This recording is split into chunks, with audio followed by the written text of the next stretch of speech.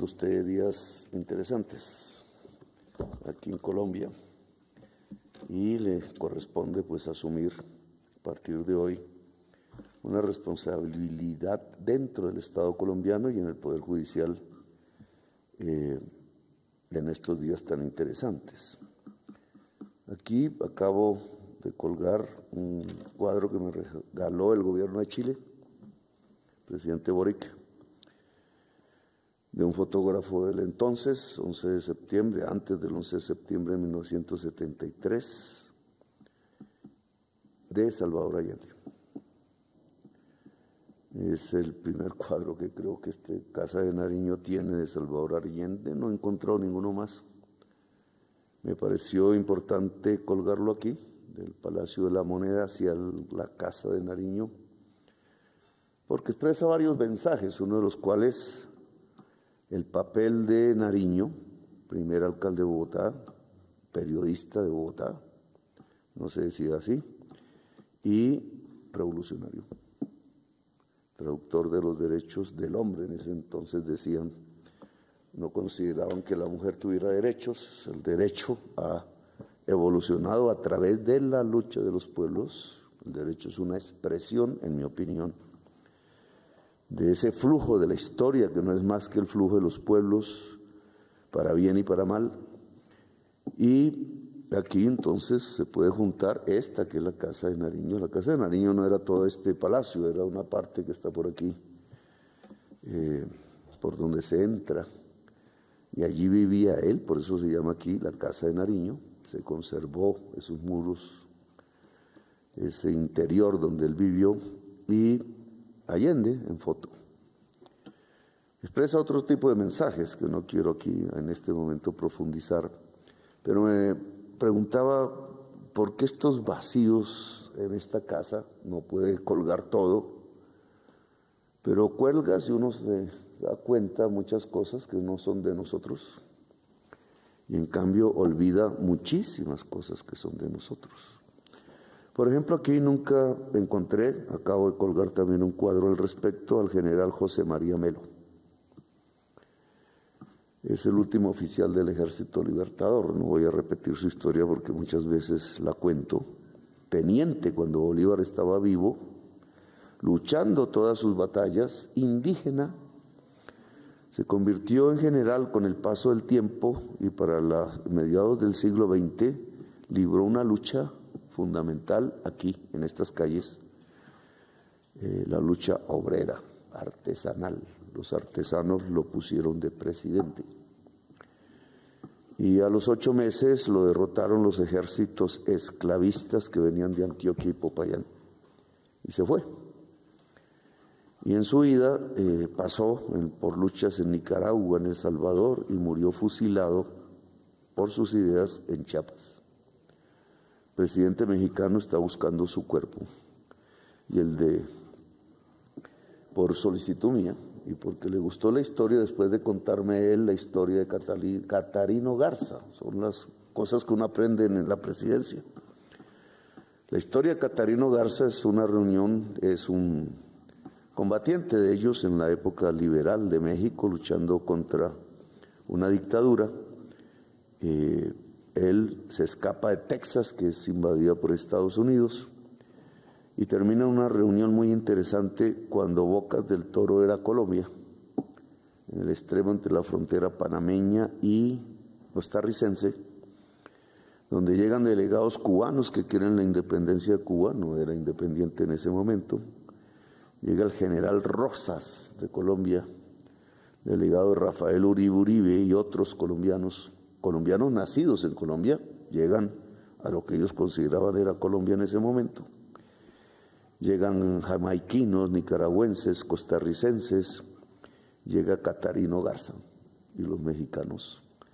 Y se instaura una reunión que no es leída en la historia de Colombia y es olvidada, como olvidados están los cadáveres allí, porque es una reunión liberal que busca establecer los derechos liberales y la libertad en toda América, casi un siglo después. Y estalla el ejército conservador y un crucero norteamericano que deja marinos, entran en guerra y mueren todas estas figuras, incluido Catarina Garza e incluido el general Rosas.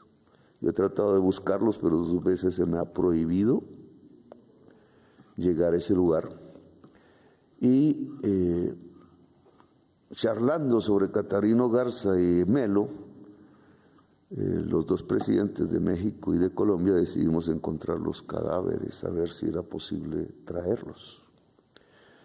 Me ha tocado solamente colgar otra foto, la del general Melo, porque tampoco estaba aquí y era presidente de Colombia, el único presidente indígena de Colombia. Casi nadie sabe que tuvimos un presidente indígena, pero por 8 meses lo tuvimos y fue el último general del Ejército Libertador, porque por decreto allí acabaron el Ejército Libertador, solo porque se había juntado ese ejército que dio la libertad de América y su último oficial con los obreros.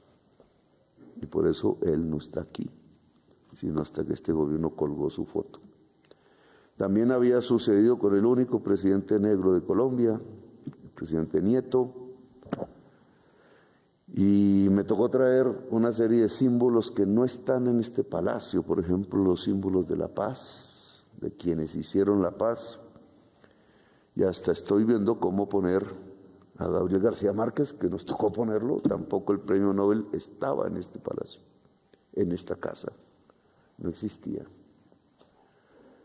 No existen sino personas blancas, de una condición social, y unos artefactos que bien servirían para mostrarle al pueblo de lejos de aquí.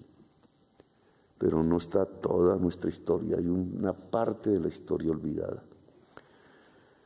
Y un poco poner a Allende, y un poco recordar a Nariño, y un poco traer a José María Melo, y un poco traer a García Márquez, y un poco traer al presidente Nieto, y quizás el sombrero de Pizarro, con que firmó la paz en este mismo palacio antes de ser asesinado en el avión, y hasta tengo la sotana científicamente comprobada por un examen genético que hizo Medicina Legal, de eso va a sacar una revista científica, la sotana del sacerdote Camilo Torres Restrepo, que no sé si colgarla o no.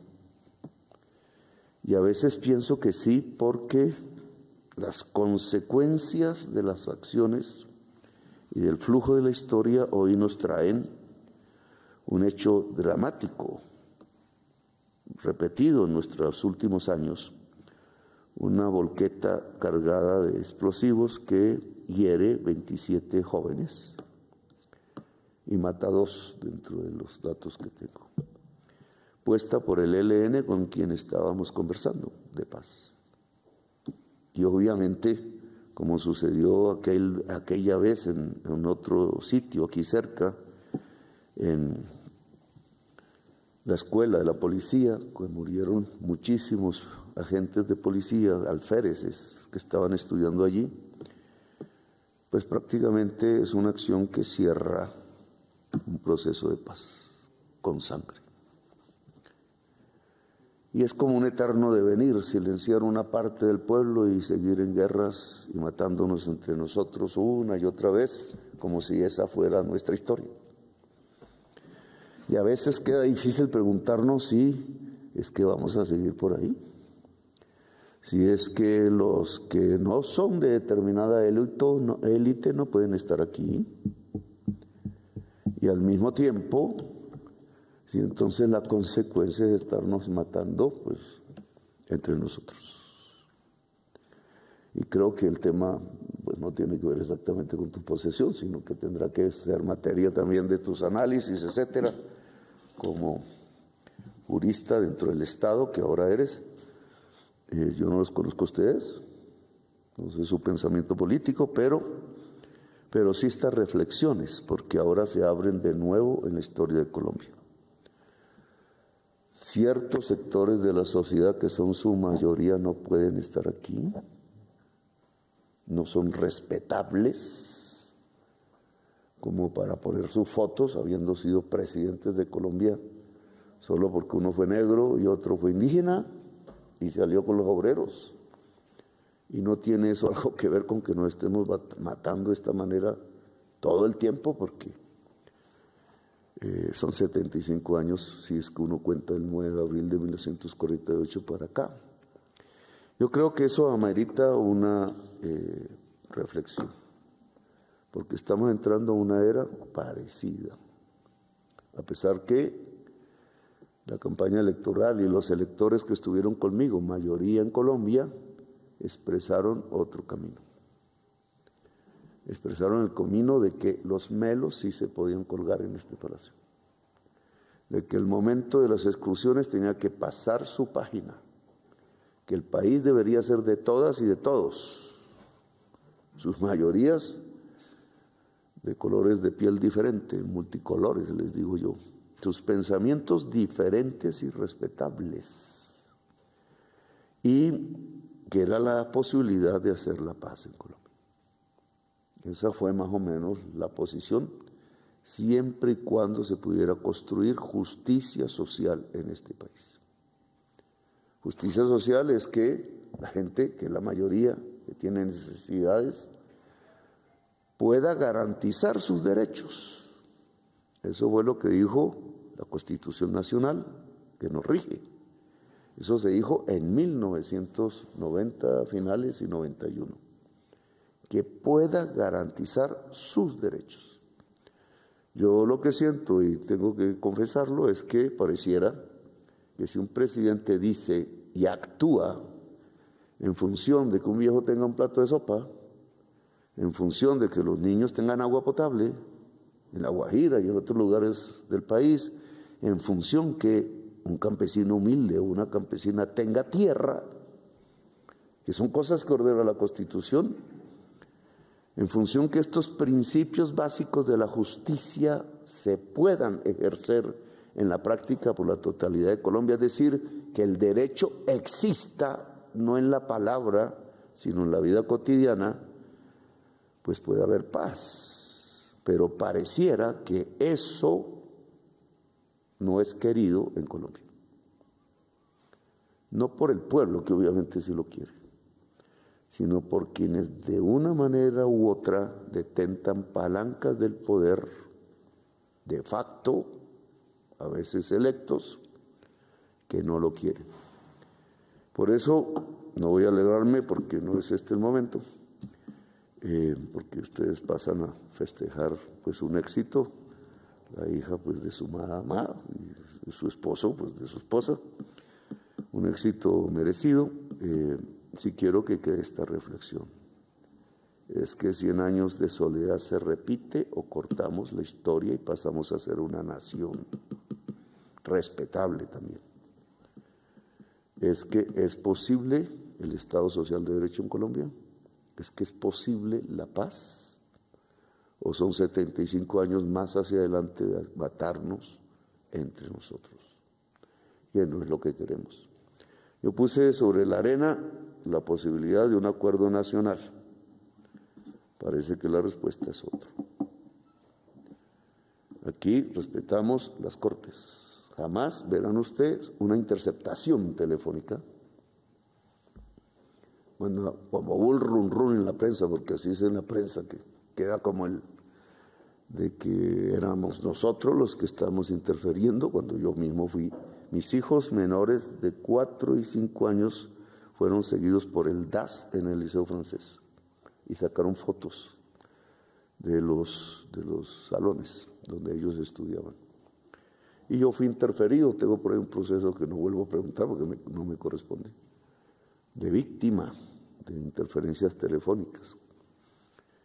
Pero decidí averiguar, dadas las quejas, de si había posibilidades de unas interferencias a teléfonos, violando los derechos de mucha gente, y descubrí que sí.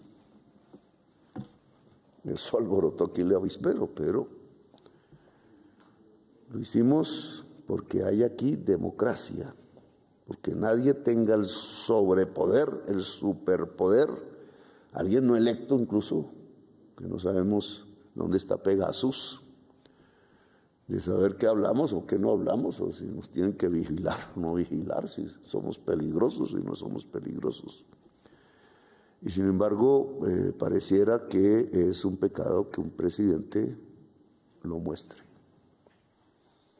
Es decir, que hemos tenido un Estado, o un Estado no, unos funcionarios dentro de unos gobiernos que no han entendido qué es la Constitución y que no han entendido que es un acuerdo nacional. Porque el acuerdo nacional no puede ser que el presidente abandone las reformas que benefician al campesino que no tiene tierra, al viejo que no tiene el plato de sopa, o al niño que no tiene el agua potable,